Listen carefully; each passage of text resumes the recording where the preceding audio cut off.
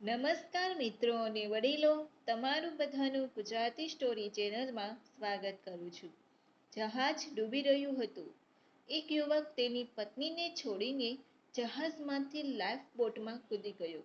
તેની પત્નીએ તેને બૂમ પાડીને કહ્યું કે જો આ સ્ટોરી તમને પસંદ પડે તો આ ચેનલને સબસ્ક્રાઇબ, લાઈક, શેર અને કમેન્ટમાં અભિપ્રાય જરૂર આપજો. બેલ આઇકનને ઓન જરૂર કરજો.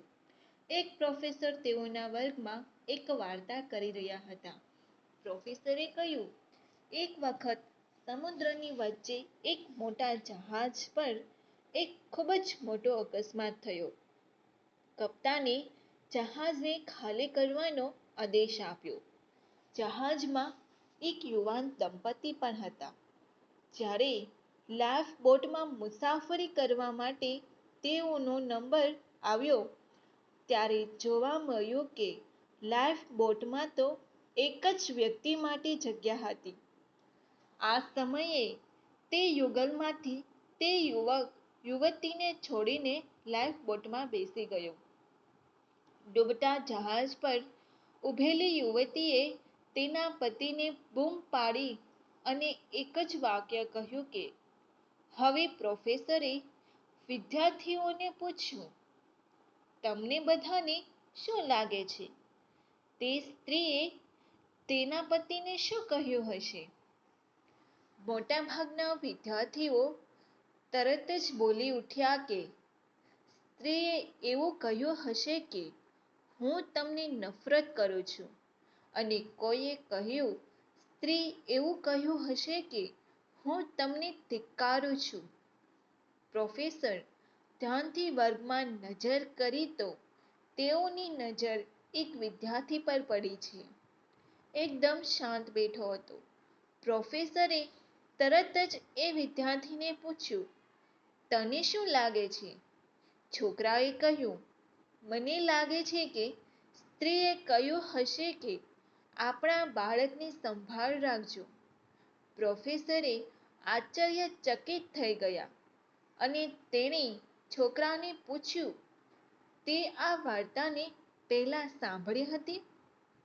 છોકરાએ કહ્યું, ના, મેં આ વાર્તાને કદી નથી સાંભળી.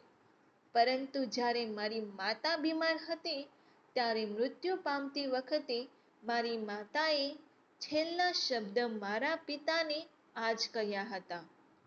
પ્રોફેસર તે બાળકનો જવાબ સાંભળી થોડા ઉદાસ થઈ ગયા અને કહ્યું, તારો જવાબ સાચો છે. પ્રોફેસરે પોતાની વાર્તાને આગળ ધપાવી. જહાજ ડૂબી ગયું. પેલી યુવતી મૃત્યુ પામી. પતિ કિનારે પહોંચ્યો અને તેને બાકીનું જીવન પોતાની એકમાત્ર દીકરીના ઉછેર માટે સમર્પિત કરી દીધું. દીકરીને ખૂબ જ લાડકોડથી ઉછેરી.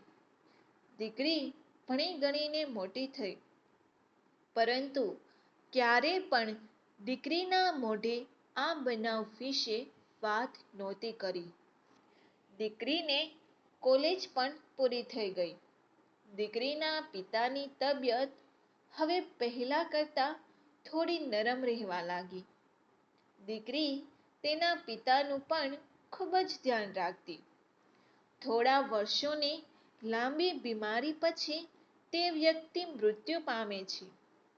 પરંતુ હજુ સુધી દીકરીને એ બનાવ વિશે કોઈ પણ પ્રકારની જાણ ન હતી. થોડા દિવસો પછી દીકરી એક દિવસ અચાનક સફાઈ કરતી વખતે તેની દીકરીના હાથમાં તેની પિતાની ડાયરી મળી. દીકરીને કોઈ દિવસ વાતની જાણ નહોતી કરી, પરંતુ ડાયરીમાં બધો જ ઉલ્લેખ હતો.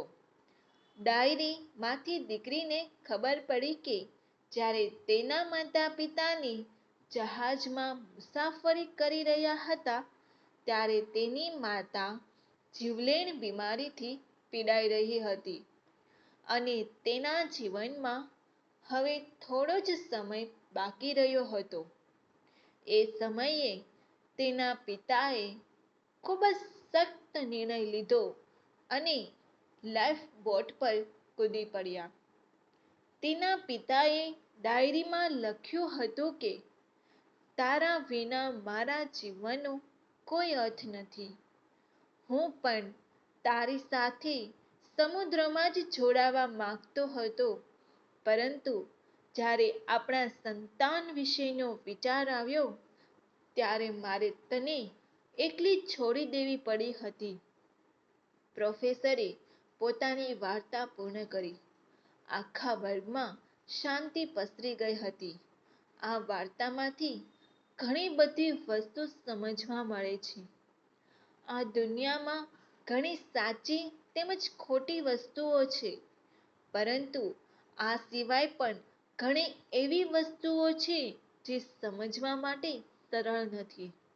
એટલે કોઈ પણ પરિસ્થિતિને ઊંડાણપૂર્વક જોયા પહેલા માત્ર તેની ટોચની સપાટીથી જોઈને તેનું મૂલ્યાંકન કરી શકાતું નથી. જ્યારે પણ ઝઘડો થાય છે ત્યારે જરૂરી નથી કે જેણે ભૂલ કરી હોય તે જ પહેલા માફી માંગે. કદાચ ભૂલ ન કરી હોય તેમ છતાં તે માફી માંગે, કારણ કે તેઓ એવું પણ સમજતા હોય કે સંબંધોને જાળવી રાખવું તે વધારે મહત્વપૂર્ણ હોય છે.